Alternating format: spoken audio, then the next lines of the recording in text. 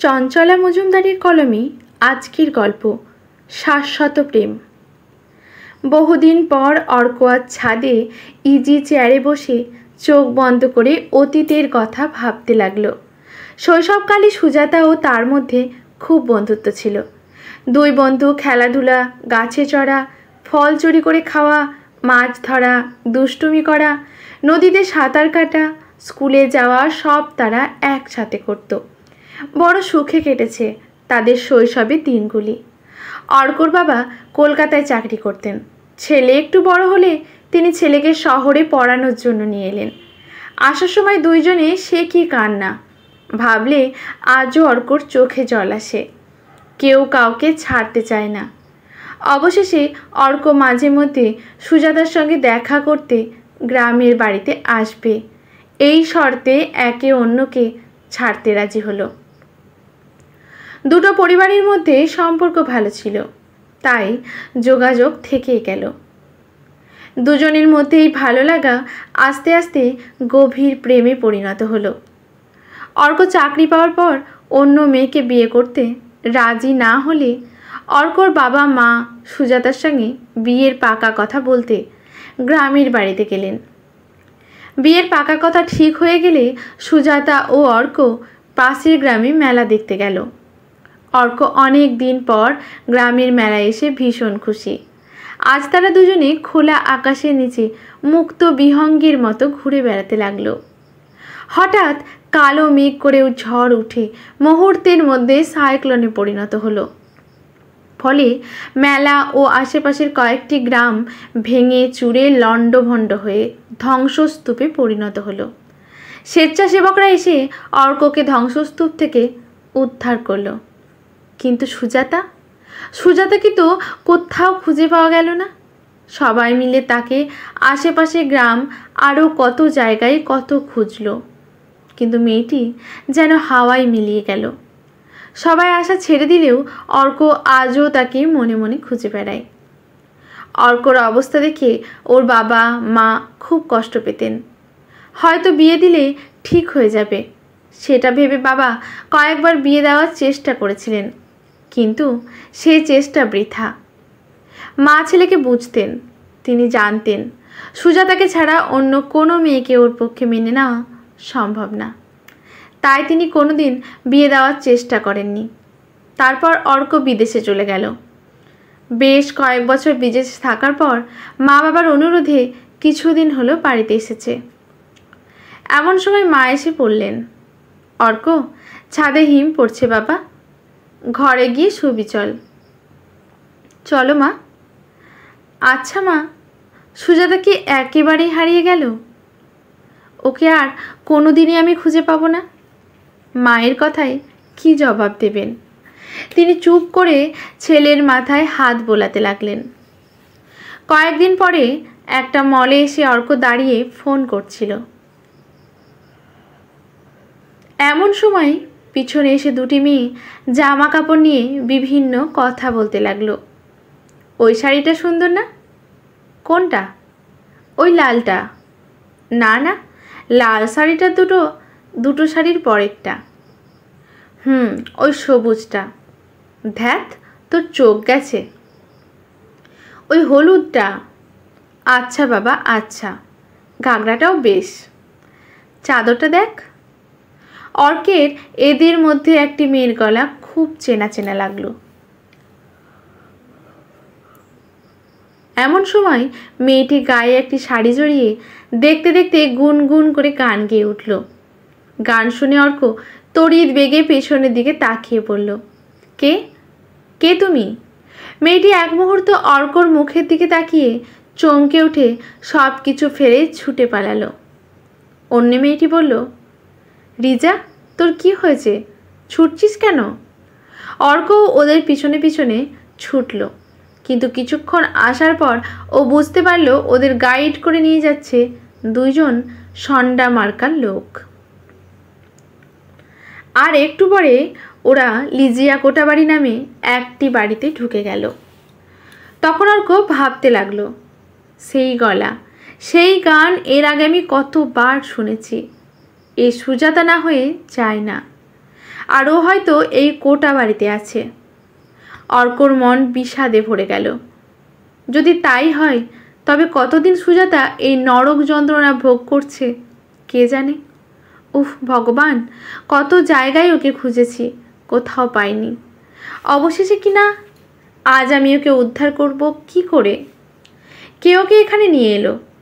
এত সুন্দর গানের গলা ভাবতে ভাবতেই অন্যমনস্কভাবে বাড়ির ভেতরে প্রবেশ করলে একটি মেয়ে এসে বলল, বাবু কাকে চায়?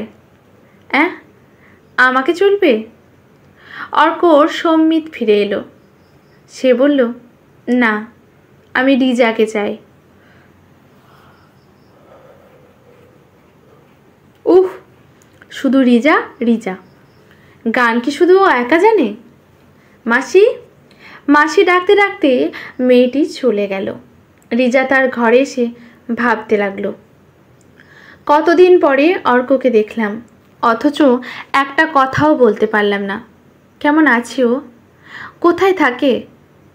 ওর তো বিদেশে যাওয়ার খুব ইচ্ছা ছিল। বিয়ে করেছে? ইস, কি বোকা আমি! কেন বিয়ে করবে না? ওর জন্য কেন এতদিন অপেক্ষা করবে? কেনই বা করবে? ছেলে মেয়ে আছে নিশ্চয়ই। ও যদি জানতে পারে আমি এই কোঠা বাড়ির নাম করা বাইজি, তাহলে সে লজ্জায় ঘৃণায়। এমন সময় মাসি দরজা খুলে অর্ককে নিয়ে ঘরে ঢুকলো।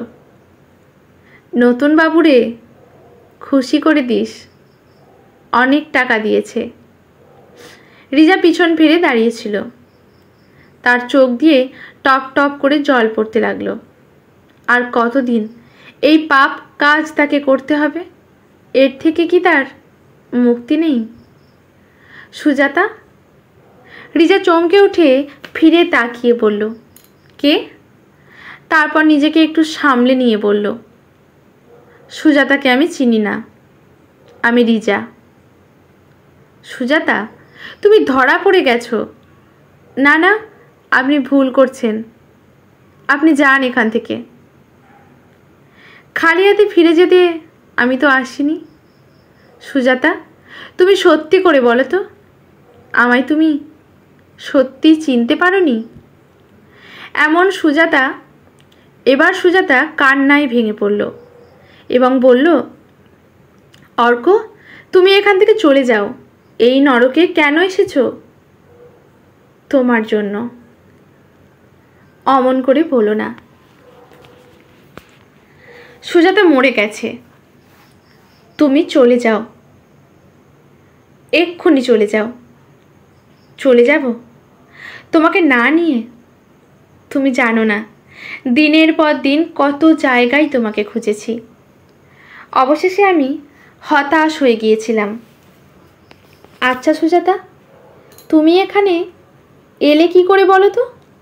বলছি, তার আগে বলো, আমার বাবা মা কেমন আছেন? অর্ক মাথা নিচু করে বলল, ওনারা আর নেই। তোমার চোখে? শুনেই সুজাতা খানিকক্ষণ নিশ্চল পাথরের মূর্তির ন্যায় দাঁড়িয়ে থাকলো। এতটা আঘাত যেন ও কিছুতেই সহ্য করতে পারল না। ভেতরটা তার দুমড়ে মুচড়ে যেতে লাগলো। যন্ত্রণাগুলো দলা পাকিয়ে বাইরে বেরিয়ে আসতে চাইল। তারপর এক সময়ে হাও মাও করে কেঁদে উঠল। অর্ককে অনেক বুঝিয়ে শান্ত করে বলল, এবার বলো তো, তোমাকে কোন শয়তানরা এখানে এনেছিল? সে অনেক কথা। ঝড়ে তোমাকে হারিয়ে আমি নাকি গাছের নিচে আটকা পড়েছিলাম। আমার জ্ঞান ছিল না। যখন জ্ঞান ফিরল তখন দেখি আমাকে ভিন গায়ে এক দম্পতিরা বাড়িতে মুখ এবং হাত পা বেঁধে আটকে রেখেছিল। আমি বেশ আহত হয়েছিলাম। তখন আমার মনে পড়ে গেল তোমার কথা, মা বাবার কথা, গ্রামের সবার কথা। আর আমি বাড়ি আসার জন্য ছটপট করতে লাগলাম, কিন্তু কিছুতেই পারলাম না। অবশেষে ওরা আমাকে ঘুমের ইঞ্জেকশন দিয়ে বিক্রি করে দিয়ে গেল এই কোঠা বাড়িতে। যখন ঘুম ভাঙল তখন দেখি এখানকার মাসি আমার মুখের ওপর রাক্ষসীর মতো তাকিয়ে হাসছে। আমি ভয়ে চিৎকার করে উঠলাম। তারপর যা হয়, আমি বাড়ি ফিরে যেতে চাইলে জল খাবার বন্ধ হয়ে গেল। 3 দিন আমাকে খেতে দেয়নি, জানো তো। তারপর অকথ্য অত্যাচার, সে অত্যাচারের চিহ্ন আমার শরীরে এখনো বিদ্যমান। আত্মহত্যা করতে গিয়ে ধরা পড়ে গেলাম। তারপর আর কি, সেই থেকে এই নরক যন্ত্রণা ভোগ করছি। বুকের মধ্যে এক রাস যন্ত্রণা নিয়ে হাসি মুখে বাবুদের সঙ্গে অভিনয় করে চলেছি বলেই সুজাতা কান্নায় ভেঙে পড়ল। অর্ক সুজাতার কাঁধে হাত দিয়ে বলল, সুজাতা, তোমাকে আর এই নরক যন্ত্রণা ভোগ করতে হবে না। আজকেই তোমাকে আমি মুক্ত করে নিয়ে যাব। সুজাতা বিস্ময়ে চোখ দুটি বিস্ফোরিত করে বলল, কি বলছো তুমি? আমাকে তুমি মুক্ত করে নিয়ে যাবে? কিন্তু সমাজ কি আমাকে মেনে নেবে? সমাজ আছে কি এই ঘুণ ধরা সমাজে? আছে শুধু অন্ধকারাচ্ছন্ন কুসংস্কার। এই কুসংস্কারের দোহাই দিয়ে নিষ্ঠুরতার রাস্তায় সবাই বেছে নেয়। সেখানে নেই কোনো দয়া মায়া স্নেহের ঠাঁই। তাই তারা মেনে নিতে পারে না তোমার মতো অসহায় নারীদের। কিন্তু তারা একবারও ভেবে দেখে না এইসব নারীরা দিনের পর দিন কত লাঞ্ছনা, গঞ্জনা, অত্যাচার, অপমান সহ্য করছে, অথচ স্বেচ্ছায় কেউ এ রাস্তায় আসেনি। সমাজেরই কতগুলো কুলাঙ্গার এই দেহ ব্যবসার সঙ্গে যুক্ত, আর এই ব্যবসা চলছে সারা বিশ্ব জুড়ে। তারা কিন্তু বহাল তবিয়াতে আছে। পুরুষেরা 1000 বার কোঠাবাড়ি গেলেও তাদের কোনো দোষ নেই। আর এরাই বলে একবার যে মেয়ে কোঠাবাড়ি যায় সমাজে তার নাকি কোনো ঠাঁই নেই। বাহ, চমৎকার এই সমাজ ব্যবস্থা। কিন্তু কোনো কিন্তু নয়, তুমি বসো, আমি আসছি। একটু পরে অর্ক ঘরে ঢুকে সুজাতাকে নিয়ে কোঠা বাড়ি থেকে বেরিয়ে মন্দিরে গিয়ে বিয়ে করে সোজা বাড়িতে ঢুকে মাকে ডাক দিল। মা এসে সুজাতাকে দেখে অবাক হয়ে গেলেন এবং তাকে বুকে টেনে নিলেন। তার কিছুদিন পর তারা বিদেশে চলে গেল। আজকের গল্পটি এখানেই সমাপ্ত। ভালো লাগলে লেখকের প্রতি শ্রদ্ধা জানিয়ে একটি গঠনমূলক কমেন্ট করে যাবেন। লাইক শেয়ার করে পাশে থাকবেন। ইউটিউব থেকে দেখলে চ্যানেলটি সাবস্ক্রাইব করে পাশে থাকা বেল আইকনটি প্রেস করে দেবেন। ফেসবুক থেকে দেখলে পেজটি ফলো করে রাখবেন, যাতে নতুন নতুন গল্প সবার আগে আপনাদের কাছে পৌঁছে যায়। ধন্যবাদ।